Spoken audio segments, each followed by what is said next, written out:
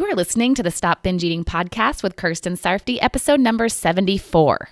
Welcome to the Stop Binge Eating podcast. It's time for you to end your food obsession and begin feeling confident and in control around food. You are absolutely capable of eliminating binge eating from your life, and I'm going to show you how by giving you simple tools and insights that you can apply in your own life. I'm your host, Kirsten Sarfty. Now let's get to it. Hi. So, I've been preparing and recording the last few episodes several weeks ahead of time. And I just realized that this one is coming out on December 31st, the last day of the year. I really wish I was in the spirit of the new year, but honestly, as I'm recording this, we haven't even celebrated Thanksgiving yet. So I'm just now getting into the holiday spirit. So all of that being said, I hope you had a wonderful holiday season and are super excited for the new year. I'm sure I will be once the time comes because I have always loved starting a new year. It is so fun to think about all the amazingness that's going to happen, and I'm sure that 2020 will be no different. So now, on to the topic I have for you today, stopping when you're full. When you binge, you're probably eating well past being full. You probably eat until you get too stuffed instead. You may also have times when you're eating past fullness when you're not necessarily binging, but just overeating. You're just eating regular meals, and even though the fullness hits, you continue eating. One of your ultimate goals is probably to just eat when you're hungry and stop when you're full. And time again, you've just kept eating past that point. So why are you doing it?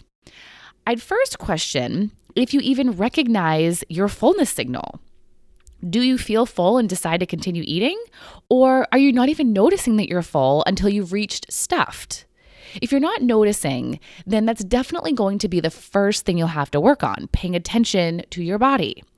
Taking moments as you're eating to check in with how you feel and take a mental note. The fullness scale could be used here. You have a scale of your fullness, 1 to 10, 1 being not really feeling anything and 10 being completely stuffed, and you put a number on how you're feeling as you're eating. Where you stop on the scale is up to you, but I recommend you aim to stop around a 4 where you can tell that you're just legitimately full. You know you're full and it doesn't hurt. Taking the time to check in and put a number on it brings awareness to you of what different levels of fullness feel like to you. It's a tool to help you understand your physical feelings. Awareness of how you're feeling really is the first step. You definitely can't stop when you're full if you don't even know that you're full. So then once you recognize your body's signals, do you actually trust them?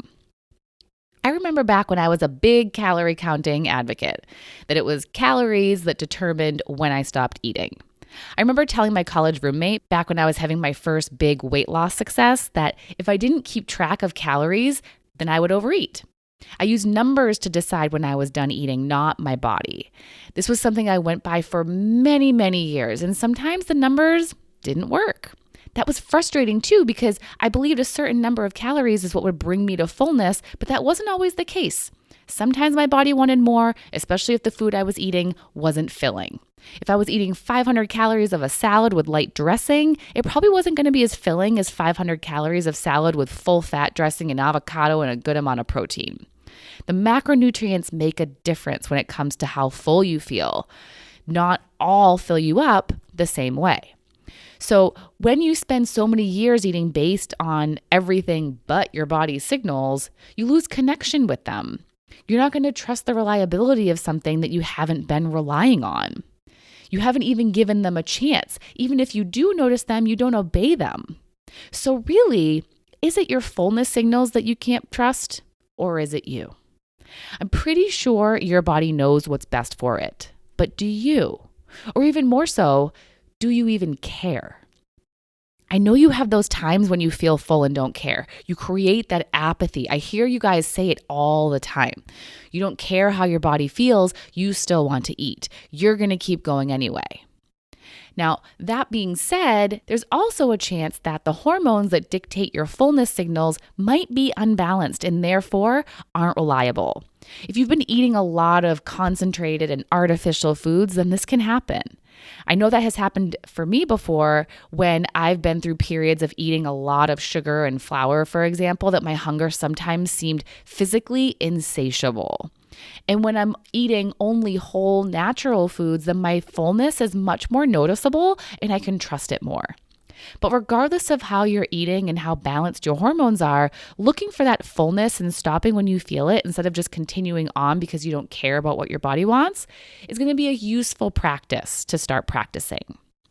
So other than issues with your fullness signal, the reason why you're continuing to eat instead of stopping is because you're either feeling desire or urges to keep eating, or you're trying to avoid some other kind of feeling that you don't want to feel.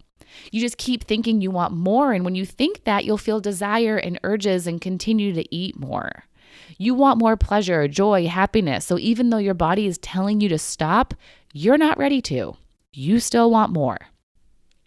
Also, if you stop eating, then you're going to have to feel unanswered desire or urges, or the feelings you're trying to avoid, so you keep eating so you don't have to.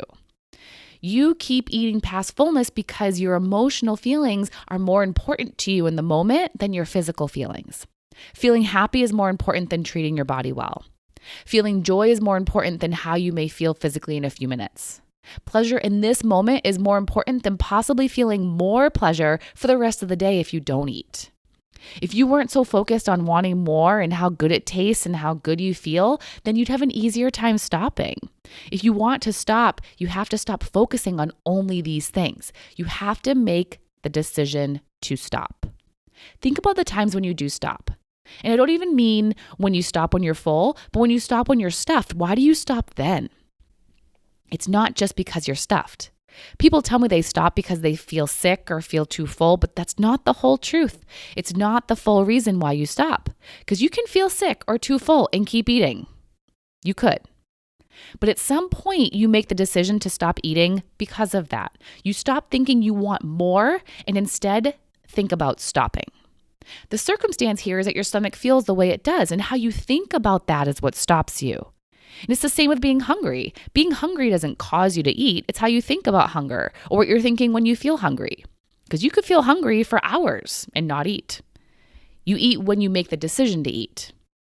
You can feel full, stuffed even, and still eat. You stop when you make the decision to stop. You stop you, and when you don't stop, it's you that's deciding to not stop.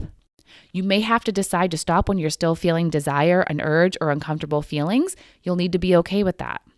If you can be okay with feeling those feelings, then you'll be okay with stopping. If you can be okay with not getting any more pleasure from food, then you'll be okay with stopping. You're going to make the decision to stop eating at some point. Make it when you're full. Don't tell yourself you can't stop eating. You can. You do stop. It just happens later than you'd like. Pay attention to what your body is telling you and decide to stop when it signals for you to. And of course, be willing to feel whatever emotions come up for you when you do. You can stop eating when you're full. Have a fantastic week, and I'll talk to you next time. Bye-bye. Thank you for listening to the Stop Binge Eating podcast. If you like what you heard today and you want more, go to coachkir.com/free. That's COACHKIR.com/free to get some awesome free stuff to help you stop binge eating.